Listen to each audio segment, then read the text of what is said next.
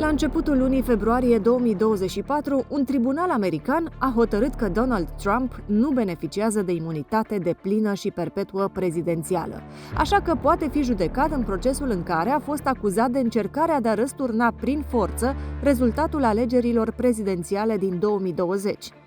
Aceasta este o veste rea, iar dacă va fi menținută de Curtea Supremă a Statelor Unite, atunci anul în curs va fi unul greu pentru fostul președinte. De fapt, America vrea să-i facă un an greu lui Trump, dar și Trump pregătește un an greu pentru Statele Unite ale Americii.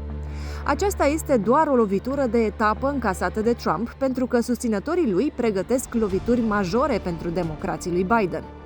Șansa unei astfel de reacții nu a întârziat să apară.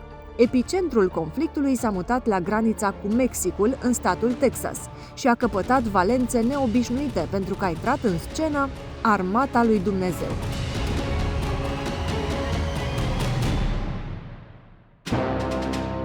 Conform portalului de știri Adevărul.ro, organizatorii convoiului Take Our Border Back, să ne luăm granița înapoi, cred că împlinesc rolul profetic de rămășița sau armată a lui Dumnezeu care se luptă cu armata globaliștilor, iar argumente au destule.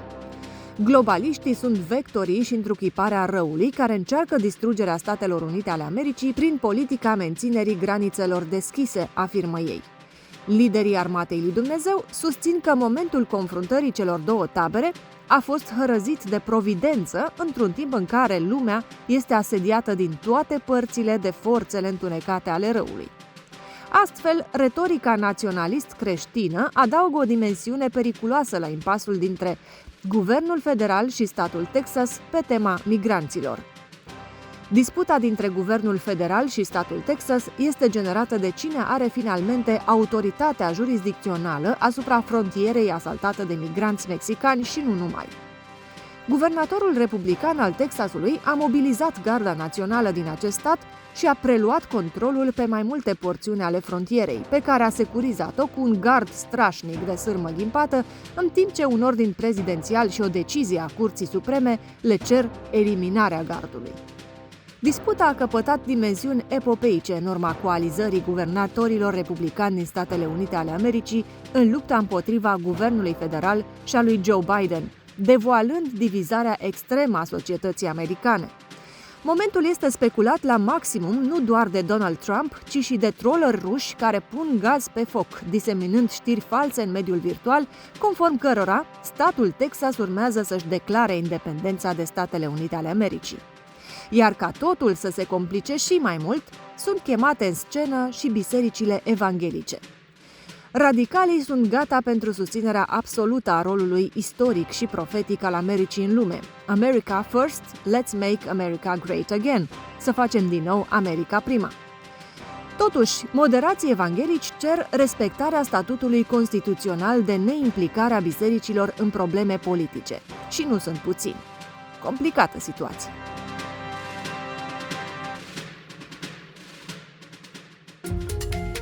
Armata lui Dumnezeu, un nume nobil până la urmă, din păcate devalizat de sensul lui spiritual prin fanatismul religios, ne aduce aminte de o altă mișcare politică care vrea să apere numele lui Dumnezeu, Hezbollah, care tradus înseamnă Partidul lui Allah, Dumnezeu.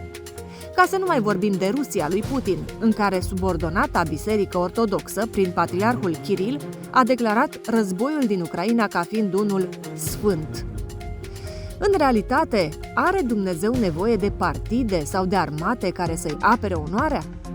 Istoria ne demonstrează că simbioza dintre politic și religios s-a dovedit a fi una dintre cele mai nocive, iar consecințele au fost întotdeauna catastrofale.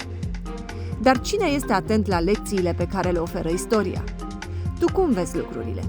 Te-ar putea interesa și ce spune Biblia despre problema aceasta? Dacă da, urmărește top 7 lucruri din Biblie despre politică și credință.